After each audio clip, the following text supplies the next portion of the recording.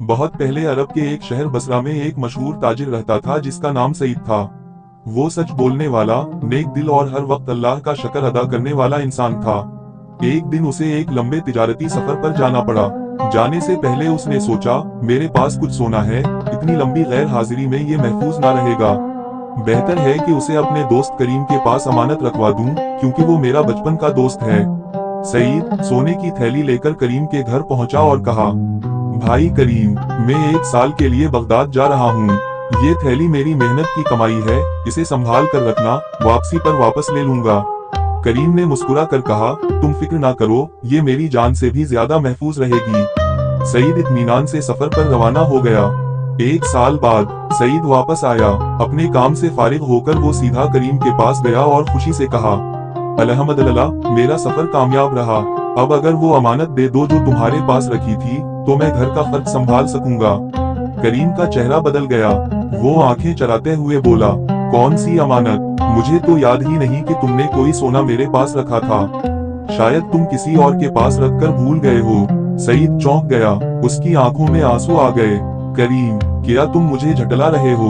मैंने तुम पर भरोसा किया, तुमने मेरे हक पर डाका डाल दिया। करीम ने सख्त लहजे में कहा, मेरे पास कोई गवाह नहीं है कि तुमने कुछ रखा था, तो अब क्या साबित करोगे? जाओ, जो करना है कर लो। काजी की अदालत में मायूस सईद शहर के काजी अब्दुल रशीद के पास गया। काजी ने सारी बात गौर से सुनी और सोच में पड़ गया। काजी ने कहा, सबूत नहीं है, लेकिन झूठ का बूझ हमेशा किसी ना किसी बात में जाहिर हो जाता है।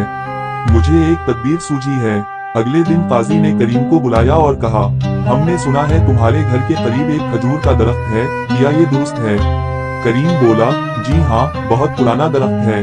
काजी ने सईद से कहा, तुम अभी जाकर इस दरख्त का मुआयना करो, शायद तुम्हें वहाँ कोई निशान या सबूत मिल जाए।